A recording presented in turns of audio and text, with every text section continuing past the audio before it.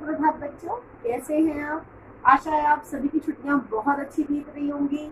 आप holiday homework जो आपको दिया गया है वो भी आप कर रहे होंगे, प्रोजेक्ट पर भी काम कर रहे होंगे, है ना?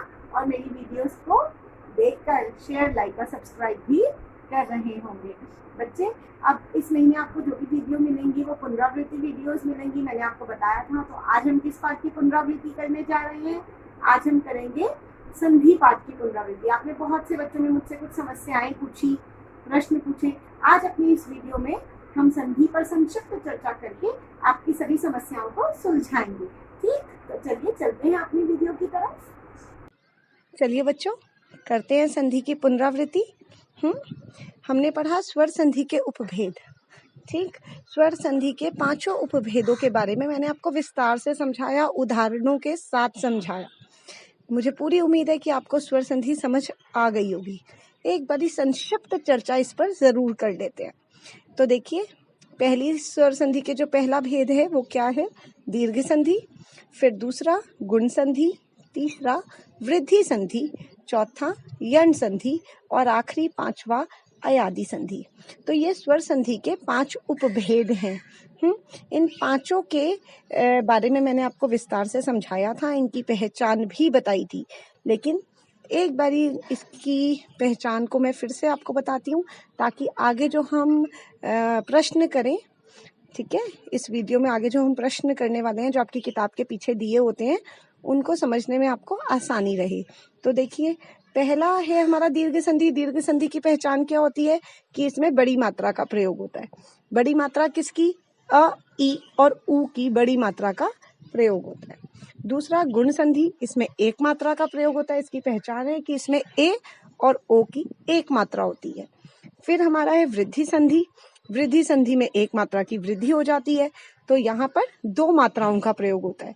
अय और औ की मात्रा का यहाँ पर प्रयोग होता है। फिर है हमारा यण संधि।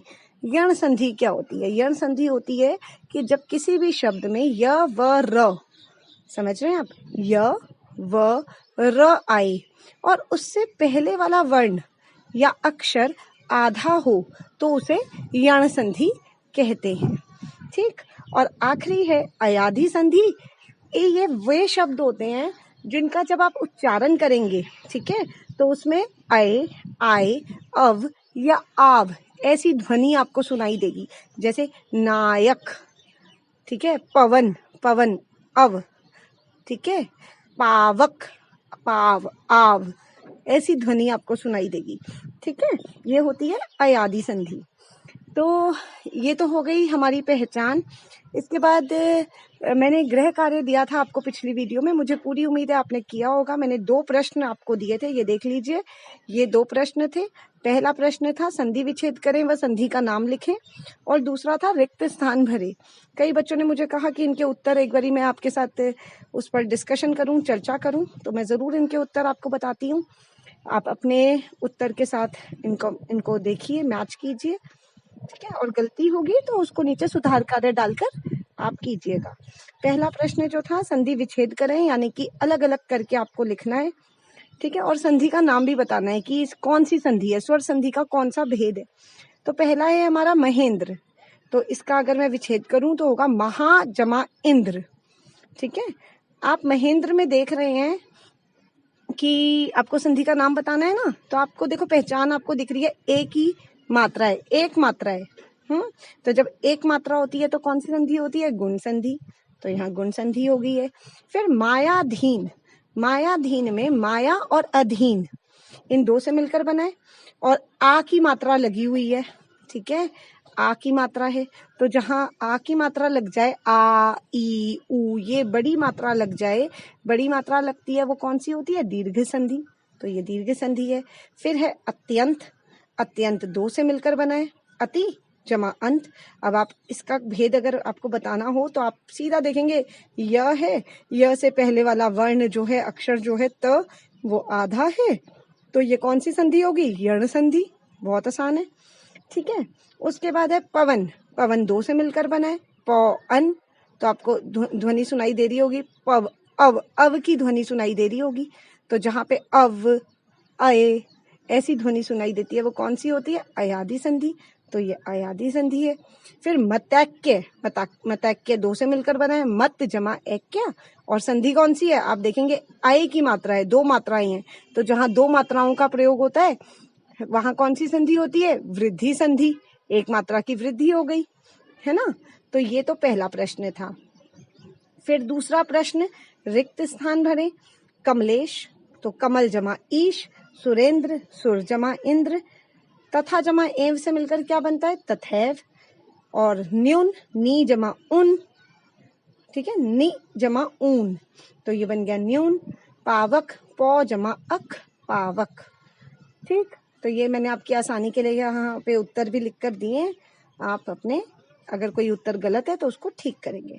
अब हम एक बारी जरा सी नजर डाल लेते हैं पुस्तक अभ्यास कार्य पे, क्योंकि ये संधि की हमारी आखिरी पुनरावृत्ति है, ठीक है, इसके स्वर संधि की। इसके बाद हम अपना कोई नया विषय लेंगे अगली वीडियो में। तो देखिए आपकी किताब में पहला प्रश्न दिया हुआ है, संधि विच्छेद के विकल्प को चुनिए, ठीक है। 4 ऑप्शंस आपको दी हुई हैं। पहला है भावुक, तो इसका मैंने मार्क कर रखा है भौ जमा उक, ठीक है, औ उ औ, तो ये भावुक, ठीक है। उसके बाद अनुच्छेद व्यंजन संधि है, इसके बारे में अभी हम नहीं कर रहे, जब व्यंजन संधि करेंगे मैं तभी बताऊंगी। परोपकार, पर जमा उपकार, मैंने आपकी आसानी के लिए यहाँ राइट मार के दिया हुआ है, तो ये आपने करना है। ये कॉपी में काम नहीं करना बच्चे, ये आपने अपनी किताबों में, जिनके पास बुक्स हैं वो बुक में ही पेंसिल से मार्क करेंगे, पेन से कोई भी निशान नहीं लगाएगा, ठीक है। उल्लेख जो है वो भी व्यंजन संधि का उदाहरण है, तो इसे भी हम बाद में करेंगे। फिर देखिए नीचे सही और गलत, दूसरा प्रश्न आपका दिया हुआ है, सही और गलत बताएं।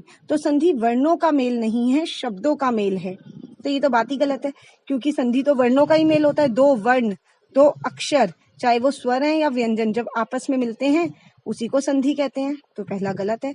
फिर दूसरा, व्यंजन संधि में स्वर व व्यंजनों का मेल होता है। जो व्यंजन संधि होती है उसमें स्वर भी होते हैं और व्यंजन भी होते हैं, तो बिल्कुल सही है। व्यंजन संधि वही होती है जिसमें स्वर और व्यंजनों का आपस में मेल हो। स्वर संधि में केवल स्वर होते हैं और व्यंजन संधि में स्वर व्यंजन दोनों होते हैं।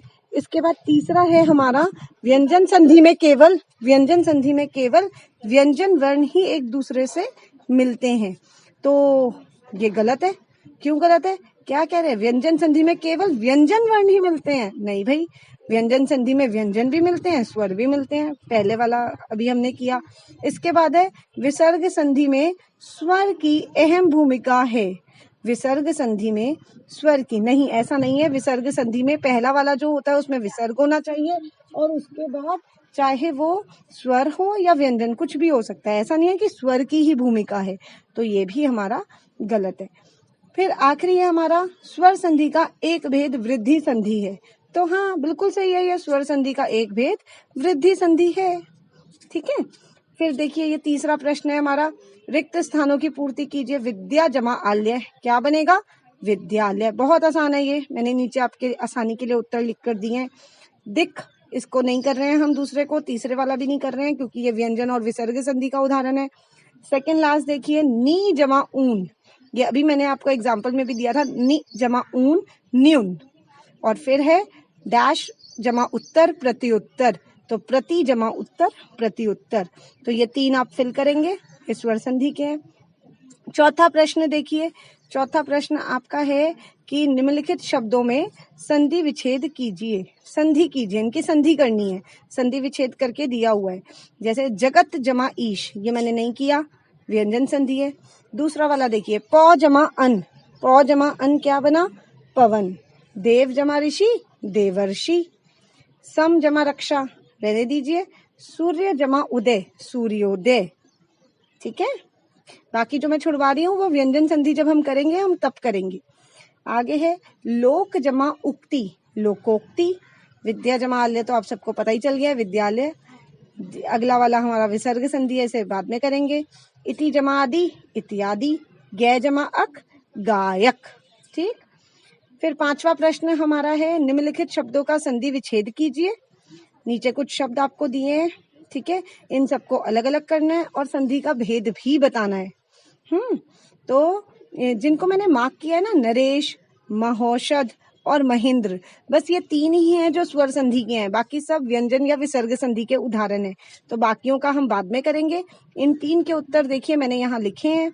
नरेश, नरजमा ईश, कौन सी संधि है? गुण संधि। क्यों? क्योंकि एक ही मात्रा है और एक ही मात्रा है ना।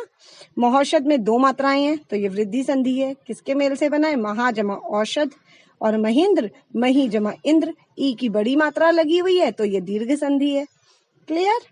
आखिरी प्रश्न आपकी किताब में ये दिया है बेटे, क्या है ये कि नीचे वर्ग बना हुआ है जिसमें कुछ शब्द दिए हुए हैं, आपको छाटने हैं। स्वर संधि, व्यंजन संधि और विसर्ग संधि के उदाहरण 3-3 लिखने हैं। ठीक है, मैंने आपकी आसानी के लिए एक लिख दिया है, लेकिन बाकी आपने खुद करने हैं। अन्वय जो है मैंने मार्क किया है, आप देखेंगे अन्वय वो स्वर संधि का है। फिर यहाँ पर दिया है वागीश, ये व्यंजन संधि है। और नमस्कार ये विसर्ग संधि का है। बाकी के 2 आप खुद ढूंढेंगे और अपनी किताब में लिखेंगे। कोई भी काम इसमें से कॉपी में नहीं करना, ठीक है, सिर्फ किताब में करना। तो ये हो गया आपका पूरा पाठ संधि का, स्वर संधि का अभ्यास कार्य। मुझे नहीं लगता कि अब आपको कोई दिक्कत परेशानी होने वाली है। जिन बच्चों को इसको करने में दिक्कत आ रही थी, जिस प्रश्नों में आ रही थी, वो पूरी हो गई होगी। अब एक प्रोजेक्ट वर्क को लेकर कुछ बच्चों को कुछ समस्या थी, उस पर थोड़ी सी चर्चा कर लेते हैं हल्की सी। आपने मुझे कहा कि परियोजना कार्य के अंदर जो प्रमाण पत्र हमें बनाना है, ठीक है, वो क्या है? क्या वो चरित्र प्रमाण पत्र होता है? तो नहीं बेटे, ये चरित्र प्रमाण पत्र नहीं है। मैं आपकी आसानी के लिए डिस्क्रिप्शन बॉक्स में भी इसको ऐड करके दूंगी। ये देखिए आप जरा, प्रमाण पत्र कैसे लिखा जाता है, क्योंकि आज से पहले हमने कभी इस पर चर्चा नहीं की। ठीक है, मेरी आपसे कभी बात नहीं हुई इस बारे में। ये देखिए, जब भी आप प्रमाण पत्र हम बनाते हैं तो उसमें क्या मैटर होना चाहिए। तो देखिए, आप ऐसे लिखेंगे, कोई भी एक व्हाइट शीट लेके कलरफुल ढंग से उसको बॉर्डर बनाइए। ठीक है, जैसे सर्टिफिकेट आपको मिलता है ना बेस्ट स्टूडेंट का, स्कूल की तरफ से आपको कितनी बार मिलता है। ठीक है, तो ऐसे ही आपने एक बॉर्डर बना के सुंदर सा बनाना है और सुंदर ढंग से, इसमें कोई गलती नहीं होनी चाहिए। और उसमें आप क्या लिखेंगे? यह प्रमाणित किया जाता है कि डैश, डैश में क्या लिखना है? छात्र का नाम। आप अपना नाम लिखेंगे। नाम अलग ढंग से, अलग रंग के पेन से लिख सकते हैं।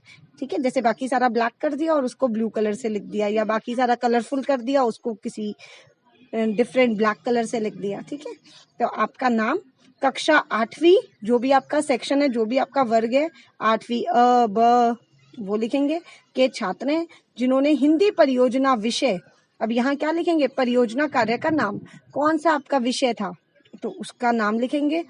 जैसे आपका था, जो भी आपका विषय है आप उसको लिखेंगे, को सफलतापूर्वक पूरा किया है। इस परियोजना के दौरान इन्होंने मौलिकता और रचनात्मक प्रतिभा का प्रदर्शन किया है। यहाँ प्रधानाध्यापक हस्ताक्षर और इधर अध्यापक हस्ताक्षर। तो जब आप हमें सबमिट करेंगे, हम यहीं पर साइन करके आपको ग्रेड वगैरह देंगे। ठीक है, ये होता है बेटे प्रमाण पत्र। क्लियर? अगर अभी भी आपको कोई दिक्कत है तो मुझसे कमेंट बॉक्स में